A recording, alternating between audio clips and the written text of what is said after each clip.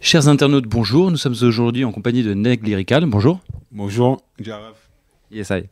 Alors, nous sommes venus aujourd'hui à ta rencontre pour parler de ton dernier album et notamment de deux morceaux en particulier, Mbala Mbala et Nos Héros. Mes héros, plus exactement. Et on peut dire aussi Nos Héros, puisque ce ne sont pas que tes héros. Ouais, ce sont nos héros. Hein, et puis, big up au Cercle des Volontaires. Merci pour l'invitation. Ouais, c'est Neg Lyrical. Explicit Lyrics, c'est le nom de l'album. Et ça y est.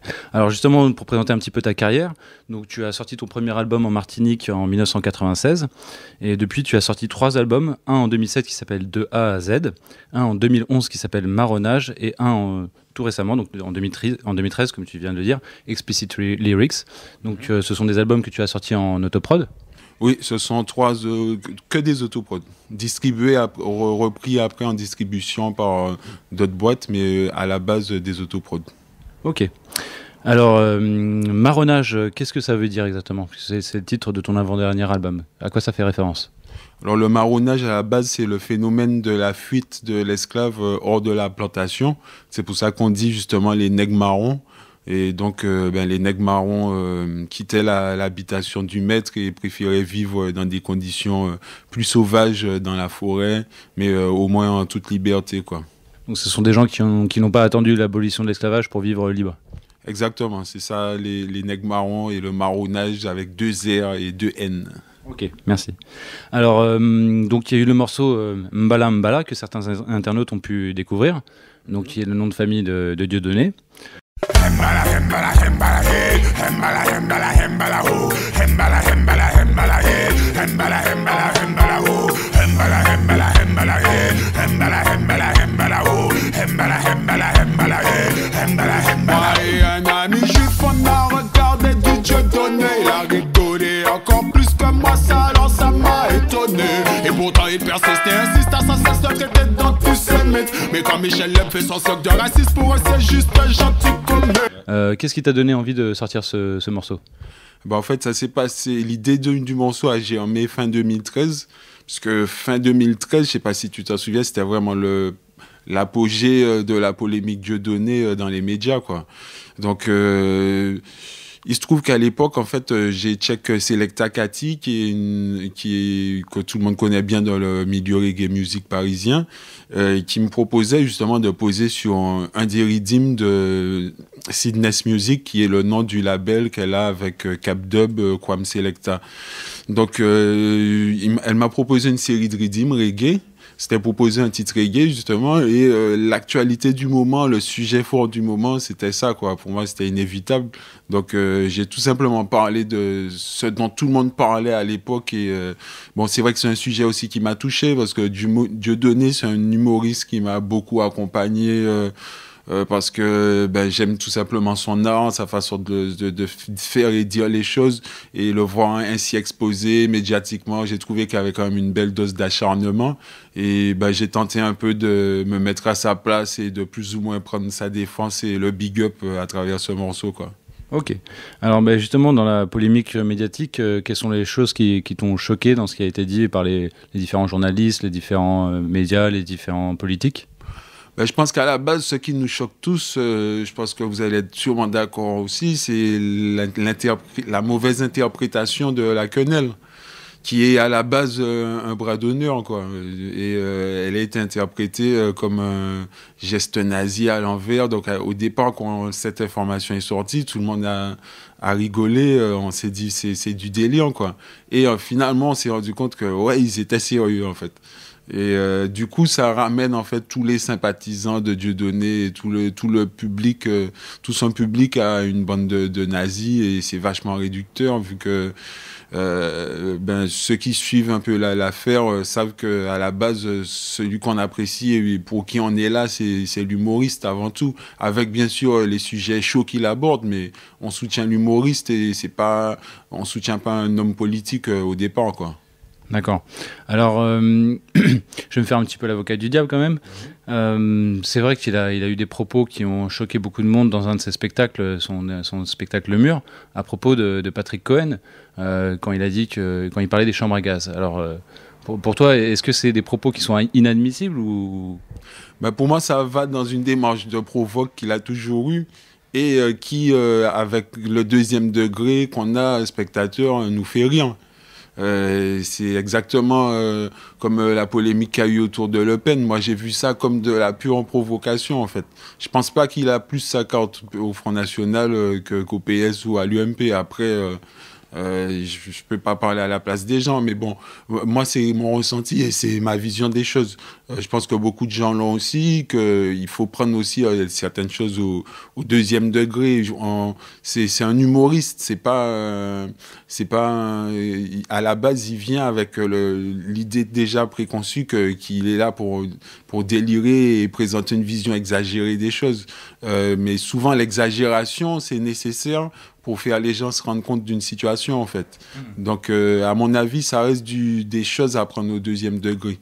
Alors, ce qui est un petit peu compliqué avec Dieudonné, c'est qu'il a aussi un engagement politique par ailleurs.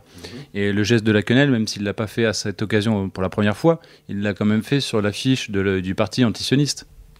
Ouais, tout à fait, ouais. Bah écoute, après, c'est une question de termes. Il y a l'antisémitisme, l'antisionisme. Est-ce que c'est la même chose? Moi, je pense pas. Maintenant, les gens qui accusent d'être antisémites, est-ce que tout simplement, en fait, ils accusent pas quelqu'un qui est antisioniste? Et là, ça n'a rien à voir. Donc, voilà, quoi. Après, faudrait que les gens aient une bonne interprétation et utilisent les bons termes. D'accord. Alors, dans ton morceau, dans le refrain, tu dis moi et un ami juif, on a regardé du Dieudonné. Est-ce que c'est une histoire vraie ou est-ce que c'est romancé? Non, c'est romancé, bien sûr que c'est romancé. Mais bon, j'en connais qui ont bien apprécié mon morceau et qui sont d'ailleurs dans le clip et voilà, quoi. D'accord. Alors, dans le morceau, il y a Madame Taubira qui en prend un petit peu pour son grade aussi, puisque tu la traites de traîtresse de négresse. Pourquoi cette accusation? Bon, alors, toujours je me suis mis en fait dans une démarche dieudonesque dans ce morceau, parce que c'est de lui que je parlais, donc j'ai essayé de présenter les choses avec humour, quoi. Du coup, il y a une belle dose d'exagération aussi. Traîtresse de négresse, c'est vrai que c'est une expression un peu violente, mais en fait, c'est par rapport à ses prises de position anti-Dieudo et son dévouement, on va dire, pour les causes du gouvernement actuel, quoi, qui m'ont un peu déçu, vu qu'à la base, Taubira, c'était l'un de mes héros, justement, puisqu'elle est à la base de la loi qui déclare l'esclavage comme étant un crime contre l'humanité. Donc tu prends par exemple des morceaux à moi qui sont sortis il y a 5 ans ou 6 ans, il y en a où je big up Taubira dedans, et ben dans Mbala, effectivement, je lui tire dessus. Donc voilà, quoi, peut-être que c'est finalement quelqu'un que j'aime bien et qui a fait que, puisque je m'intéresse beaucoup à son cas, mais ouais, en fait, Christiane Taubira, c'est vrai, m'a déçu par rapport au mariage Pontus, par rapport à des attaques, on va dire, personnelles envers Dieudonné, son acharnement. Bon, je suis pas le seul à avoir réagi. Il y a aussi Madame Joby Valente en Martinique, qui est une actrice très connue, qui a réagi sur Internet. Donc, faisant partie de la communauté antillaise, voir quelqu'un qui a défendu nos droits, même avec un background plus ou moins indépendantiste, arriver à un tel changement, en fait, ça mérite une réaction. Après, c'est le lyrical style et puis le côté parole un peu violente pour choquer l'auditeur et le faire réagir qui fait que j'ai pris cette tournure de phrase. D'accord. Alors c'est vrai qu'il y a eu l'affaire Dieudonné sur laquelle il y a eu des positions contestables. Là, il y a eu le mariage homosexuel également. Et il y a eu une troisième affaire, la fameuse circulaire à Lyon-Marie qui criminalisait, enfin en tout cas qui déclarait illégal l'appel au boycott envers un pays. En l'occurrence, c'était par rapport à l'appel au boycott pour les produits israéliens et des colonies. Elle n'a pas abrogé cette circulaire alors que ce serait très très simple pour elle. Qu'est-ce que cela t'inspire ? Ça m'inspire qu'elle fait partie d'un système maintenant et qu'elle a des directives, donc les priorités ne sont plus les mêmes. Et bon, on l'a bien vu. Maintenant, c'est des grandes déclarations avec du grand français, mais finalement pour défendre des causes qui, à mon avis, sont pas très justifiables, quoi. Donc, bon, est-ce qu'on peut appeler ça un retournement de veste? C'est à chacun de juger, quoi. Très bien. Alors, Dieudonné est un proche d'Alain Soral. Est-ce que toi-même tu apprécies Alain Soral, ses discours, son action, etc.? Ben, comme beaucoup d'entre nous, encore une fois, j'ai regardé pas mal de ses vidéos sur le net, qui ont quand même, où j'ai quand même pris des informations intéressantes. C'est vrai qu'à un certain niveau, c'est instructif, mais c'est par la suite que j'ai appris qu'il y avait un background d'extrême droite, quoi. Donc maintenant, je sais qu'il est affilié, effectivement, comme me disent certains collègues rappeurs, à des milieux d'extrême droite, quoi, que je connaissais pas. Donc du coup, j'ai eu un recul sur le personnage et bon, j'aurais pas le même soutien inconditionnel pour Dieudonné, j'aurais pas le même soutien pour Soral, ça c'est sûr. Maintenant, en fait, comme dans tout personnage, à mon avis, il y a à prendre et à laisser, quoi. Et donc, tout le monde n'est pas tout blanc ou tout noir. Il y a des enseignements à tirer de toute personne. Donc, moi, je pense qu'il y a de bons à prendre. Dans certaines vidéos, notamment sur la pédophilie des élites, j'ai trouvé des informations intéressantes venant de lui. Après, j'adhère pas à toutes les théories, quoi. D'accord, très bien. Tu es originaire de Martinique, donc comment se passe la situation là-bas? Maintenant, il n'y a plus d'esclavage, donc on pourrait dire que tout va bien. Pas vraiment, parce qu'en fait, on est dans un background post-esclavagiste, quoi, où pas grand-chose n'a été réparé. C'est-à-dire qu'à l'abolition, les détenteurs des terres, les descendants d'esclavagistes, ils n'ont pas fait bénéficier aux descendants d'esclaves des moindres biens sur l'île. Donc, en fait, après l'abolition, il y a eu abolition, mais finalement, les esclaves sont retournés travailler dans le champ du maître, sauf qu'ils étaient payés un salaire de misère.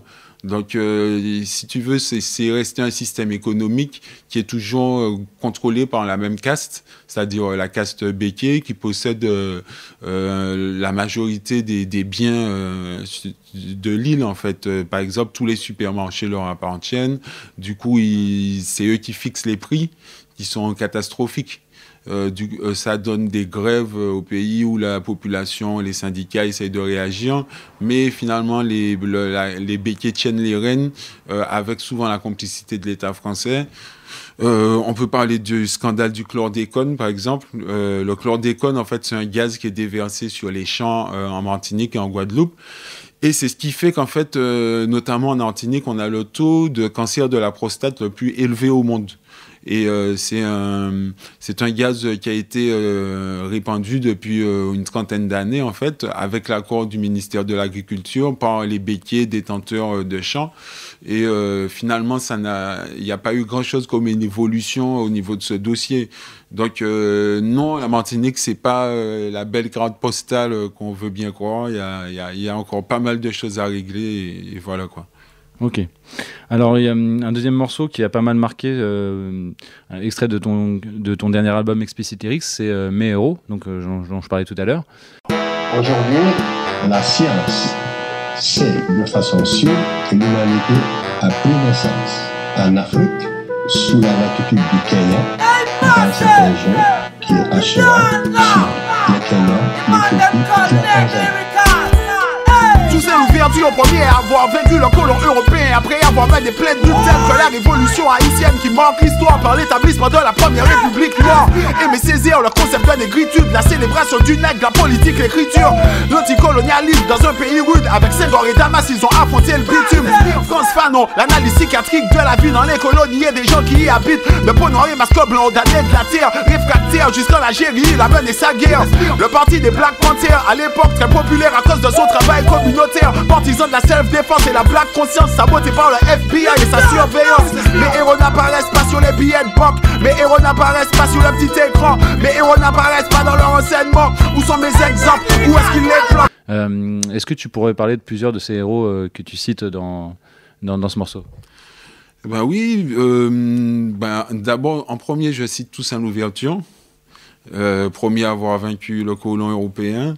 Je parle ensuite d'Aimé Césaire, de Frantz Fanon, j'enchaîne sur le parti des Black Panthers.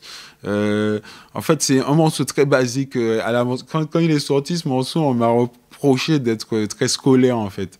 Mais je pense souvent aussi aux gens qui n'ont pas toutes les informations de base. Oui, c'est-à-dire que tu combles un vide. Oui, puisque en fait, à mon avis, il y aura toujours des gens qui vont apprendre quelque chose dans ce morceau. Même si tu connais Toussaint Louverture, il y a peut-être une rime où tu apprends quelque chose. Tu connais le parcours d'Aimé Césaire, etc. Donc, il faut savoir aussi que tout le monde n'a pas le même niveau d'éducation et que justement, pour amener une cause consciente à un grand public, on est obligé de présenter des personnages que certains connaissent déjà. Donc, effectivement, je parle de Malcolm X, de Shekinah Diop. Je parle d'autres qui sont moins connus, comme Harriet Tubman, qui est une femme qui libérait les esclaves pendant la guerre de sécession. Voilà quoi, c'est un peu une manière de mettre en avant en fait les personnages qui ont bercé mon enfance, qui m'ont donné envie de faire du rap conscient. Et en même temps, c'est une façon de dire aussi qu'ils sont pas assez mis en avant, quoi, et que ces héros, que mes héros en fait n'apparaissent pas sur les billets de banque, tu les verras pas non plus sur le petit écran, et que si tu veux vraiment entendre parler de ces héros-là, il faudra faire une démarche sur Internet ou ouvrir un livre, et il faut que ça vienne de toi-même, quoi. Alors Frantz Fanon, justement, parce que je pense qu'il y a des internautes qui ne connaissent pas, est-ce que tu pourrais parler de Frantz Fanon ? Oui, Frantz Fanon, en fait, il est originaire de Martinique. C'est lui qui a écrit notamment Peau noire et masque blanc, Les damnés de la terre. Il s'est beaucoup dévoué à la cause algérienne. Donc, en fait, il a été présent pendant la guerre d'indépendance. Il a en fait opéré en tant que psychiatre dans un hôpital psychiatrique qui s'appelle d'ailleurs l'hôpital Frantz Fanon, toujours en Algérie.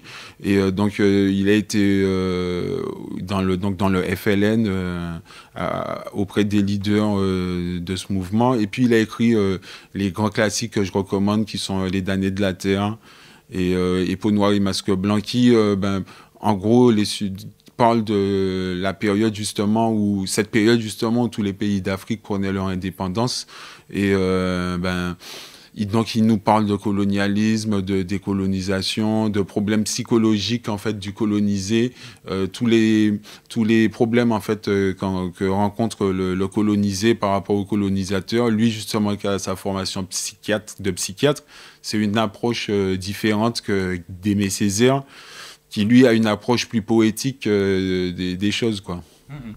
Alors deux héros peut-être un peu plus connus dans le milieu des Rastas, c'est Marcus Garvey et Haïlé Sélassié. Est-ce que tu pourrais nous parler de ces deux personnages ? Alors Marcus Garvey, à la base j'en parle vite dans mes héros. Marcus Garvey, la Black Star Line, le retour en Afrique. Donc en fait c'était un homme riche, Marcus Garvey, qui investissait son argent pour la cause noire. Donc, il a voulu justement le rapatriement, le phénomène de repatriation. Donc, il a désiré justement le rapatriement des Africains d'Amérique vers l'Afrique, et il a créé une ligne de bateaux qui s'appelle la Black Star Line. Et c'est d'ailleurs, dans la culture Rasta, en fait, on dit que c'est lui qui amène Haïlé Sélassié, puisque dans certains de ses discours, il annonce un grand roi africain qui prendra la tête un peu, quoi. Et Haïlé Sélassié, j'en parle en fait pas du tout dans le morceau Mes héros. J'y ai consacré un morceau en entier carrément en fait, qui s'appelle Rastafari, qui est sur mon album Marronnage. Et Haïlé Sélassié, c'est toute une histoire. Je recommande carrément aux internautes de taper Neg Lyrical Rastafari. Ils auront date par date un peu l'évolution d'Haïlé Sélassié. Bon, l'approche que j'ai fait de ce morceau n'est pas vraiment spirituelle. J'ai tenté d'avoir une approche plus historique en fait d'Haïlé Sélassié, parce que souvent dans le reggae, on a une dimension spirituelle d'Haïlé Sélassié qui est vue donc comme le Christ Rastafari, la réincarnation du Christ. pour les chrétiens orthodoxes. Et moi, j'ai présenté les choses de façon historique aussi, comme je le fais dans l'attrait, tous mes héros. Donc, je présente en fait date par date une biographie du personnage et c'est de sa naissance à son père, son éducation, jusqu'au moment où il prend les rênes de l'Éthiopie, où il doit affronter Mussolini, etc. Donc, voilà quoi, c'est un peu le côté rappeur historien que j'ai, comme aussi j'ai un côté rappeur humoriste, voilà quoi. Ok, alors je vais donner 2-3 petites clés et puis tu pourras peut-être rebondir là-dessus par rapport à Haïlé Sélassié. C'est vrai que bon, l'Éthiopie c'est un pays qui a jamais été colonisé, même si l'Italie a essayé de l'envahir vite fait, mais ils sont pas restés très longtemps, ils se sont fait bouter dehors deux fois. Haïlé Sélassié il a acquis l'indépendance de l'Église d'Éthiopie par rapport au patriarche d'Alexandrie. Et Haïlé Sélassié a mis en garde, non pas à l'ONU, mais à la Société des Nations, parce que ça n'existait pas encore l'ONU à l'époque, contre Mussolini et contre Hitler. Il a eu des discours qui sont magnifiques et que je recommande. Ouais, tout simplement, qui ont été repris par Bob Marley. Donc, c'est devenu un morceau mythique. Ouais, effectivement, Haïlé Sélassié a entrepris de nombreuses démarches après que l'Éthiopie ait été envahie et n'a pas forcément eu gain de cause. On dit même qu'il s'est rendu auprès des Juifs d'Israël et qu'il n'a pas eu non plus gain de cause, alors que dans sa descendance, il est direct descendant du roi David. Donc après, il a fallu effectivement qu'il aille en Angleterre, qu'il s'arrange de façon à faire entrer le Royaume-Uni dans le conflit pour obtenir gain de cause et faire chasser Mussolini du territoire. Après, il a fait un retour victorieux. Donc effectivement, ouais, ça reste un lion conquérant. Est-ce qu'on peut dire que la Deuxième Guerre mondiale a commencé en 1935 en Éthiopie ? La Deuxième Guerre mondiale, effectivement, a commencé avant les premiers événements, effectivement. Et on peut dire, c'est une façon de voir les choses et on peut le dire, je crois. Alors, on sait que Hitler était très intéressé par plein de choses ésotériques, religieux, etc. Certains disent qu'il cherchait la lance de Longinus, etc. Et est-ce que tu as eu des informations par rapport à Mussolini ? Est-ce qu'il cherchait en Éthiopie l'Arche d'Alliance ? Alors, ça, je vais pas m'avancer sur ces informations parce que je vais pas non plus mettre en avant des informations que j'ai pas vérifiées moi-même. Mais c'est clair que le pillage a été une des pratiques récurrentes de cette période. Donc effectivement, de nombreux objets saints se retrouvent aujourd'hui au Vatican ou se retrouvent aujourd'hui dans des musées occidentaux et pas seulement éthiopiens. Par exemple, quand on visite le musée de Jacques Chirac, là, j'oublie... Le successeur du Mao Voilà. Enfin, il y a un musée qui a été établi par Jacques Chirac à Paris. Et bon, j'ai eu l'occasion de le visiter. Le musée des arts premiers, je crois, qui est succédé au musée des arts d'Afrique et d'Océanie. Tout à fait. La visite de ce musée, en fait, c'est carrément une visite de trophée de guerre. Quasiment chaque pièce correspond à un conflit que les pays occidentaux ont eu avec tel pays d'Afrique, et du coup effectivement c'est du pillage tout simplement. Maintenant, il n'y a jamais eu restitution de ces objets. En fait, on est dans une période qui n'est pas si éloignée que ça des guerres coloniales, qui n'est pas si éloignée que ça de l'esclavage. Et du coup, dans la réalité de 2014, on a encore pas mal de séquelles et de choses qui resteraient à réparer, comme des noms de rues à débaptiser, comme des objets à restituer, peut-être des sommes à remettre, des dettes économiques à annuler. Donc il y a encore bien des choses à faire dans le présent pour réparer le passé qui n'est pas si loin en fait. Mmh. Alors on va parler d'un sujet peut-être un peu plus léger, quoique. On en parlait un petit peu avant en préparant l'entretien. C'est vrai que beaucoup de Rasta et de reggaeman fument du cannabis. Même si c'est pas obligatoire de fumer du cannabis pour être Rasta, comme l'a chanté Bob Marley, pas Bob Marley, Alpha Blondy et Morgan Heritage. Qu'est-ce que tu penses du cannabis ? Le cannabis, c'est un produit que j'ai pratiqué pendant au moins une dizaine d'années, hein, donc je vais pas être dans le jugement de ceux qui en fument. Moi, ma vision du cannabis a changé avec les années, en fait, parce que étant un habitué qui fumait de nombreux joints par jour, on va dire, avec le temps, les années, l'expérience, ma consommation a été amenée à diminuer, en fait. Parce qu'on se rend pas compte souvent que le produit se banalise à force de le consommer, et du coup, à force d'enchaîner les joints, etc., on a souvent l'impression, en fait, que ça perd de sa valeur, en fait. Donc je pense que je critiquerai pas du tout ceux qui le pratiquent, mais c'est simplement choisir le bon moment, la bonne quantité, le bon contexte, et pas que ça devienne simplement une habitude, en fait. Mais le cannabis a effectivement ses effets positifs, comme il peut avoir des effets négatifs. Donc en fait, je pense qu'il convient à certaines personnalités et pas à d'autres. Certains le vivent très bien et d'autres le vivent très mal, en fait. Donc ne pas se laisser influencer par les autres ou les phénomènes de mode disant que c'est cool, donc il faut y aller. Savoir si c'est bon pour soi ou pas.